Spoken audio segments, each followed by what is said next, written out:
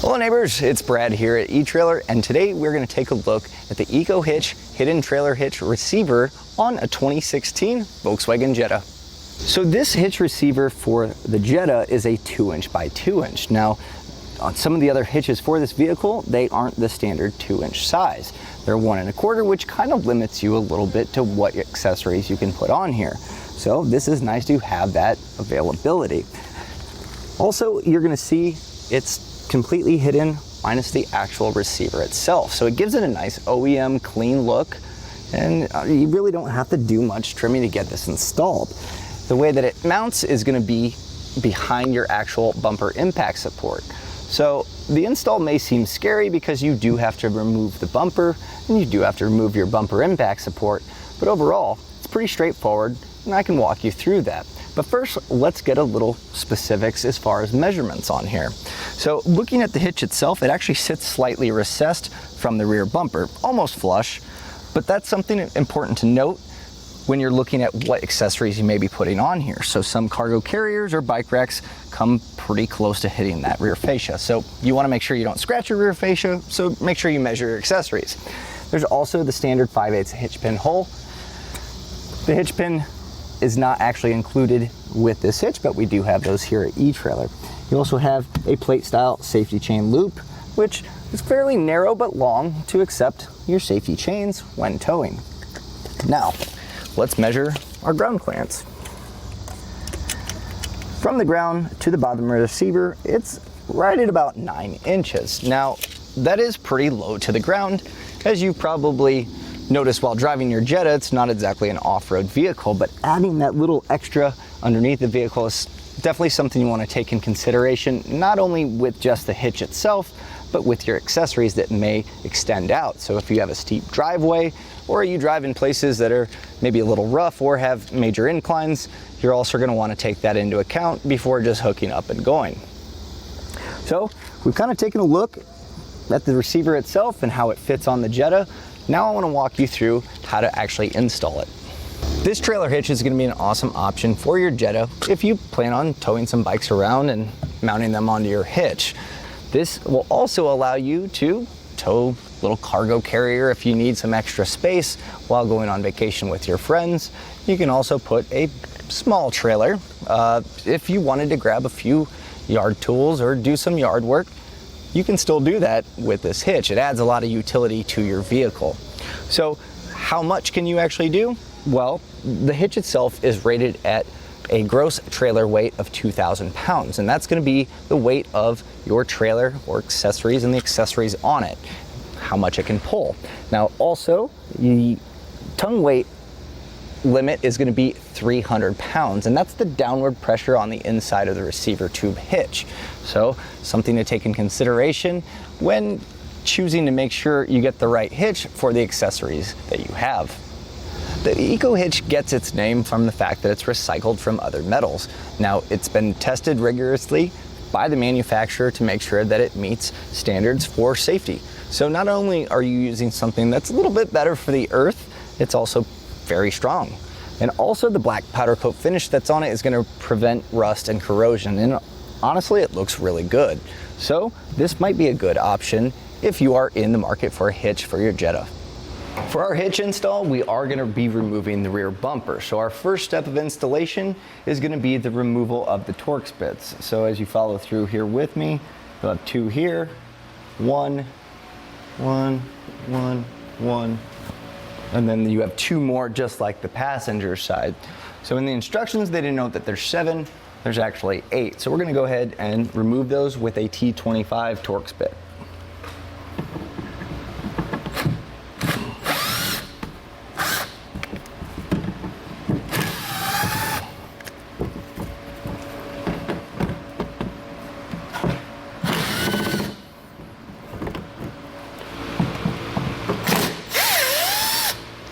It's important that you keep all your hardware together. So if you have maybe a cup or a bucket or a little spot to put these, you will need these for later. So make sure you hold on to them.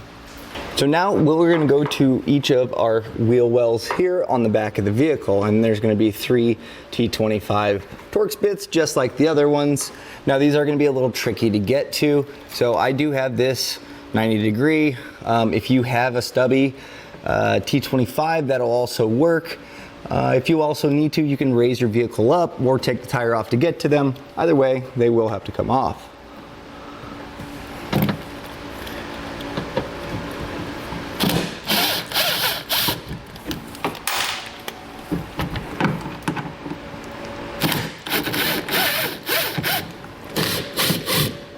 Go ahead and repeat this process on the driver's side. So now that we have our fender liner loose from pulling those Torx bits off, you can kind of peel that back, and it's gonna be hard to see, but there's another Torx bit here, and that's attaching the bumper to the rear quarter panel. So try not to hit your paint, obviously, and so I have an extension on mine to kind of get me there.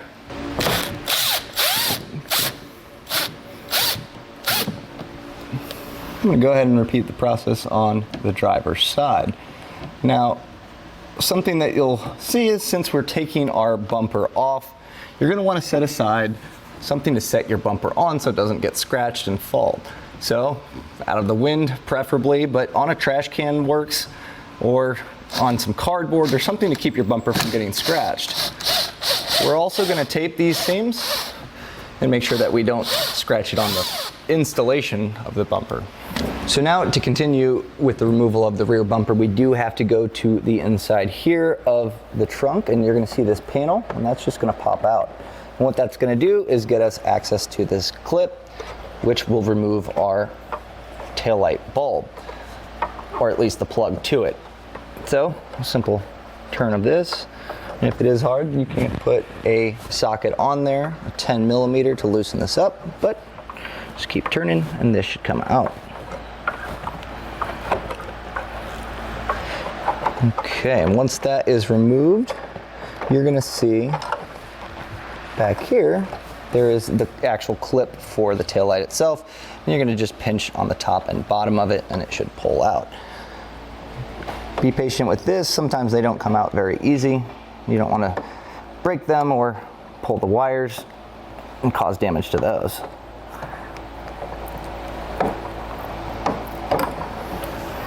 And that's what it should look like. Once you repeat the process of pulling your taillight harness apart, we're now gonna pull the fascia off. Now it's important to have an extra set of hands here, and like I said earlier, having a place to put your bumper is also gonna help. Now to get the rear fascia off, we're simply gonna pry back slowly and it's gonna unclip here. You're gonna work your way to the middle and take your time. You don't want any clips or any harnesses that might still be attached to be pulled with it.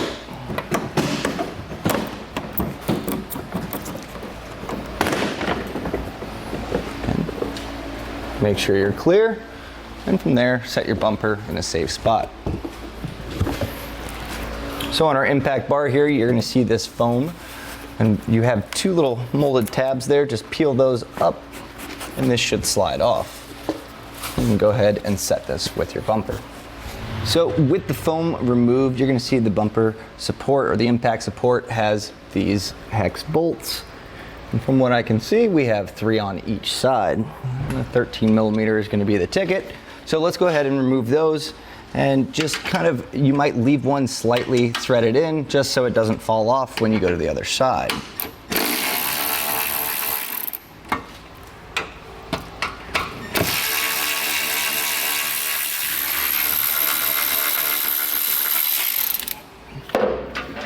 So with my bolts removed, I can now take my impact bar and also set this aside with my rear fascia and foam pad.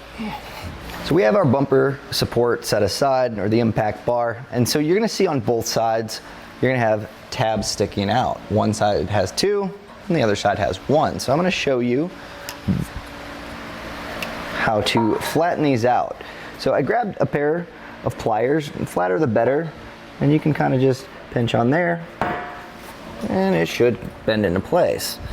For the last little bit, if you have a hammer, you can just bend that in. Just make sure it's flush on top. Go ahead and repeat the process on the other 2 tabs.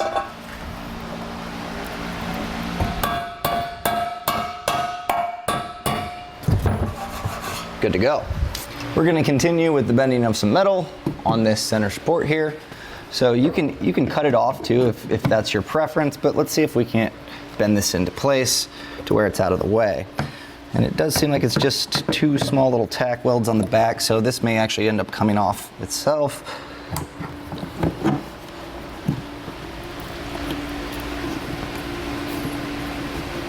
And if we kind of wiggle this back and forth, it should actually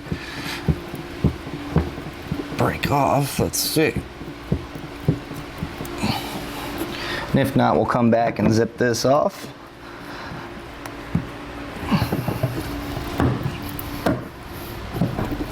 All right, a little mangling, but process works.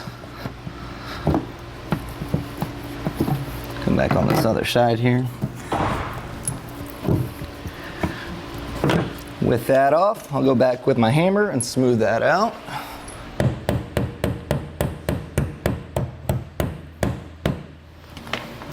And that should be good. So now that we have this cleared for our cross tube of the hitch, the next step is we're going to take the supplied hardware with the hitch, and what you're going to do is just thread this in the corner. And what this is going to do is create a stud to where you can rest the hitch when you bolt these up. So you don't have to crank this down, just make sure that you have the thread fully extended, and that way it's going to hold on to that when you're placing it in there. We're going to go ahead and repeat this on the driver's side as well, on the lowest, most outward hole. So when going to my driver's side, I noticed there's a lot of gunk buildup in the holes, as to kind of be expected as it is on the lower part of the car and next to exhaust. So a nice little tube brush here, running that through is really going to help clean out some of those threads to make sure that it feeds through cleanly, and that way we're not stripping any bolts out. So if you don't have a tube brush, you can also use a screwdriver with a paper towel or something wrapped around it, but really just kind of getting some of that gunk buildup. And I noticed that as I tried to feed this one in, it was having a hard time. So now with that cleaned out, I can actually see what I'm working with and get it to thread in. So for your next step, you'll have your impact bar there, and you take your hitch. Now you're gonna see there's slots on the top of it, and that's gonna slide on the part of the impact bar that does not have a hole for the hardware. So those should kind of line up like that. And you can see we have our 3 holes here. So now the hard part is this is kind of heavy with both pieces, but we're gonna put this on those temporary bolts that we fed through, and they're gonna kind of hold it in place. So if you have an extra set of hands, it's great to do that, but if you're by yourself or your friend that helped you with the fascia is gone, you can simply grab the bumper impact bar and the hitch should hang on those tabs, but just watch your feet and be careful. So feed the bottom hole onto those bolts that we threaded through, and they should kind of line up. So with that in our kit, you're going to see the bolt with a lock washer and a flat washer. In that order there, we're simply going to hand thread these in just to hold it in place. And you may have to kind of move it around just to find the threading perfect, but with a little movement, we should be able to get it.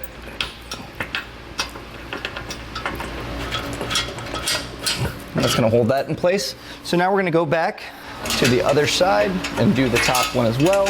And we're also going to feed the 2 bottom ones. So giving a little bit of pressure onto the hitch and bumper support itself, and let it slowly tighten the top. And what that's going to do is it's going to alleviate pressure on this bottom bolt, which we're going to be removing.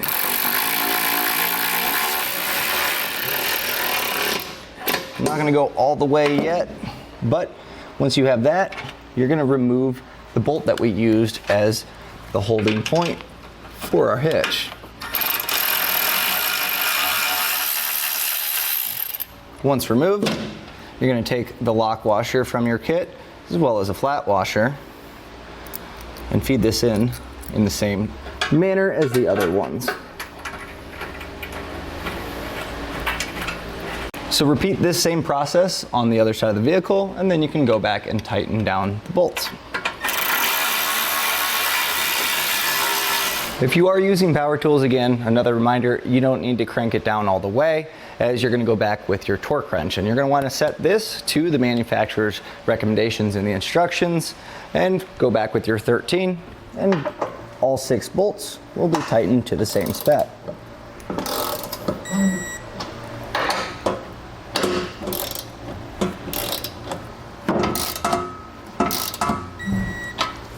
Now we're going to trim a little bit of the rear fascia to make room for the hitch sticking out. Now this can get scary because you are going to be cutting into your rear fascia, but as long as you follow the steps, we'll make it look good and also not so scary. So based on the instructions, they want a 3-inch wide. So centering up our 1.5 inches on the center of that hole, we get our 3-inch wide, and then 1.25 inches, which is relatively short. So based off those measurements, we're going to notch this out here and see where that gets us. So as far as the cutting goes, there's a few different options that you can do. I have an angle grinder. If you have a Dremel, that will work. And if you don't have that, you can use tin snips or a razor blade. So either way, if you're using a rotary tool, have your safety glasses. If you're using a razor knife, be smart. Cut away from yourself. If you have cut resistant gloves, by all means. So we'll just make some quick notches here and see how it goes.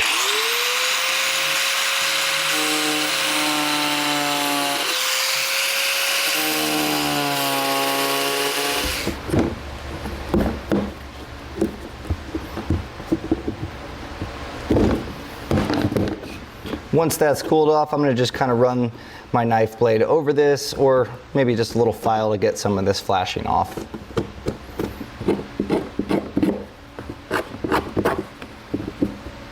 So our final step before reinstalling everything is going to be making this look a little more factory than just our cut lines. So included in the kit is this trim lock. And what I'm going to do is kind of space that, figure out where I need to cut, and we're going to go right about there. So we'll use our tin snips. Now there is metal inside of this trim lock, so just be careful that the flashing doesn't cut you. As you can see, like that little guy there. Now, you're going to want to just kind of feed this on. It should pop into place like that. And that's just going to give you a little extra protection where the hitch meets the bumper. So now that we have that on there, with the help of a friend, I'm going to get my rear fascia on, reinstall all my body torque screws and also our rear lights. And then other than that, you're ready to use your hitch. So that does it for the installation on the hitch. I have everything buttoned up, took my tape off and made sure all my plastic was zipped back up and my taillight screwed in. Now, the foam that was attached to the actual bumper impact bar is no longer able to be used because the hitch pushes it forward. So you can either discard that or save it in case you want to sell it and take the hitch off. It's up to you. But unfortunately, the bumper will not fit back on. So something to take in consideration. Overall, pretty easy, and this is going to add a lot of utility to your Jetta, especially having the 2-inch by 2-inch opening. So if this video shows you how to get this on and you can use your accessories, my job is well done. Enjoy.